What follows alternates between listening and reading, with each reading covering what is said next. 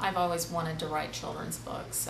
My goal in life is to win the Newbery Award, and I know that's a really big goal, but I think sometimes it's better to get that out there and let it be known that that's your goal. So I started writing a series of books called Haberdashery and Henry about a little guy and his dog, and they're frolicking around the world and all their adventures. But what it led to is, I think, moving in the direction of writing books that would help children and be helpful to children. One of the things that I have gotten into is the idea of combining my talents as a nurse and my talents as a writer to put together books that would be educational and helpful to children. So when Haberdashery was a child, he lost his mother, and one of the books I've written is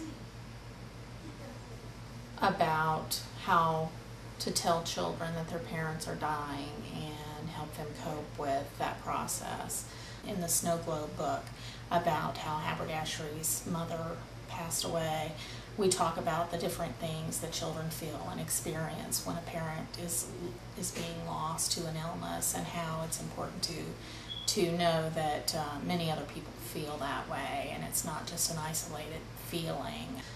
Some of the other books I'm thinking about writing are books to help with childhood obesity and get children moving about and things like that.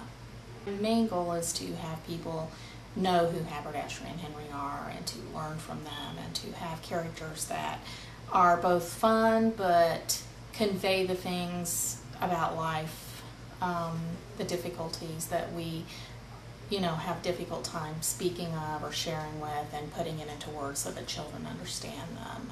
The other thing that I think is important in the books is just the conveyance of letter writing as an important coping skill. A lot of times children have questions they want to ask their parents, but they're afraid to, and I think it's important for children to know that if you're afraid to ask something, sometimes it's best to write those things down and just hand the piece of paper, because that's an easier form of communication, and you can sometimes more easily write things out than verbalize them. I have 8 children, so we have 8 children in our home, and it keeps us busy in addition to all the other things we're doing. The children have enjoyed the characters in the book and the whole process of learning that you can set a goal and follow through with it, so I think that's been really helpful to them too. It's just seeing that, their mother says, I'm going to do this, and then carries through and gets it done. So I have my books for sale at Borders in Carmel, and soon they'll be on Amazon.com. And this is a copy of the book, and it's very pleasing to come up with a end result here that I've done on my own, and hopefully the other ones are being illustrated right now, will be out soon and available, as well as the Spanish translation will be available soon. Alright, so what was your favorite picture in the book? Do you have one? Anybody have a favorite picture?